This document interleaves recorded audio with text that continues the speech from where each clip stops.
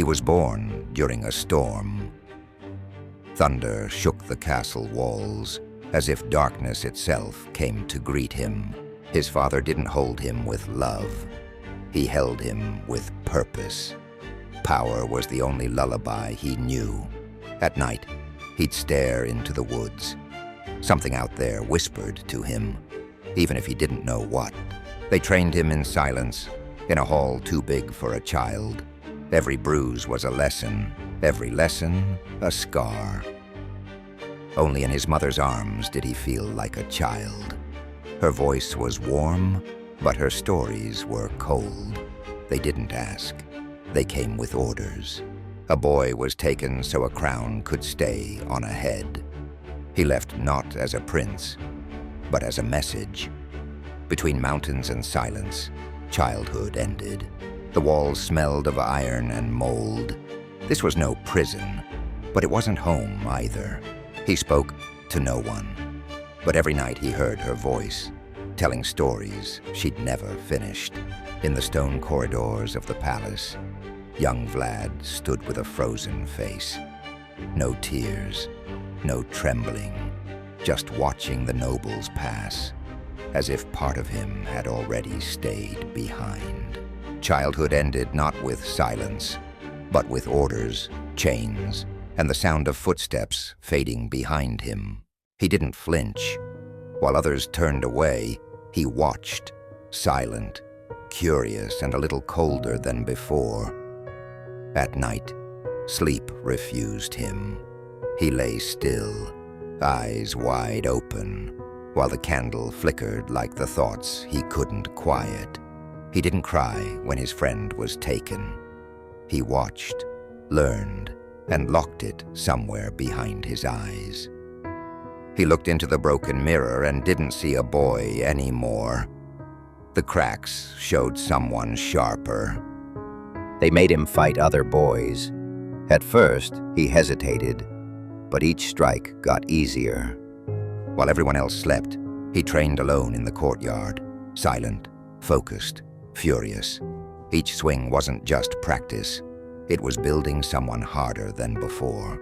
He watched him walk away, quiet, distant, unreadable. No words were said, but both knew they'd face each other again, not as boys, but as something else. He crouched low, drawing lines with charcoal on stone. To others it meant nothing, but to him, each mark whispered a path, a plan, a silent promise. He sat by the window, just 2 iron bars between him and the sky.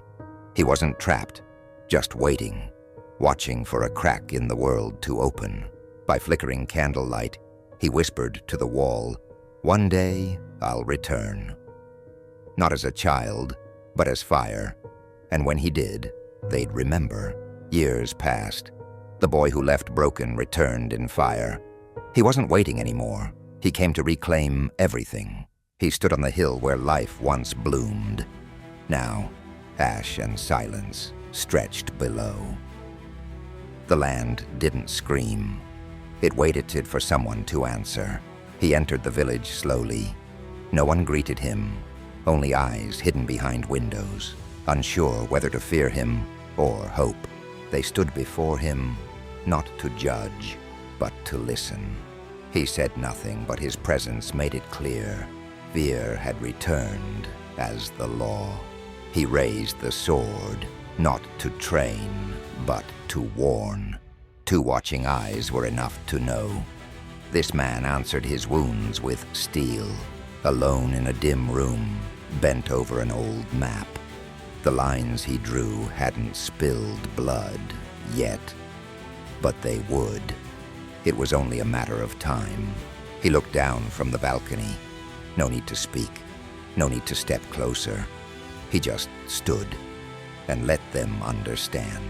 The whispers came first, his name spoken not with respect, but fear. The people now feared their ruler more than their enemies. They stared at him, unsure whether to fear or obey. One thing was certain, he hadn't returned to visit. He came to stay. No one asked why. They just passed the walls with lowered heads. knowing that questions no longer belonged in this world. The soldiers stood nearby, torches burning in their hands.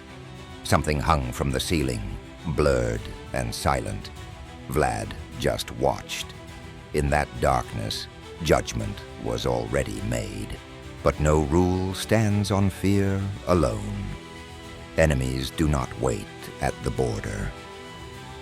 Now the drums echoed from the east, and war was drawing near. There was no announcement, only dust in the air and flags trembling in the wind. The enemy had arrived, and this time, peace was not part of the plan. They waited for his decision, but Vlad wasn't seeking a simple victory. He wanted his name alone to strike fear for generations. He loved the night, knew the dark better than most. Those who lived in light never saw where the blade would come from. The strike began in silence. His blade arrived before the screams. And then, fire. No escape, no mercy. The sun rose, but it brought no light. Only ash, silence, and the scent of burning. And everyone knew this was only the beginning. As the Ottoman army entered the valley, their footsteps made the air heavier. But no one knew what was hiding within the silence. The ground stretched, fog-covered and vast, and thousands of spears rose from the earth, each a silent scream. After that scene, the camp sank into silence. No voice of command, no soldier dared speak. The map still lay on the table, but the voices were gone. Even the candles seemed unwilling to light this ending, but no victory lasts forever. When the enemy pulled back, the real threat began to move from within. When the last dagger came from behind, escape was all he had. For a king who ruled through fear, the silence of the forest was a fitting end. With every drop of blood, the past grew clearer. No castle, no crown, only him and the voices of what once was. Sometimes, the last thing the mind clings to is what it lost the most. His mother smiled, and then the darkness returned. He wasn't just fleeing the enemy. Sometimes you must flee the memories too, especially when they come dressed as shadows. He heard them closer than ever, but this time he didn't plan to fight. He just listened, like someone who had accepted the end. When they reached him, there was no army left, no rage, only a fallen king, tired and silent. His fall was quiet, but being dragged away felt heavier than any defeat.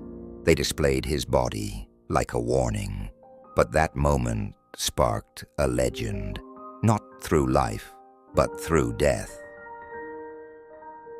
Years passed. The castle still stands, but now, the wind through its walls whispers the story of a king.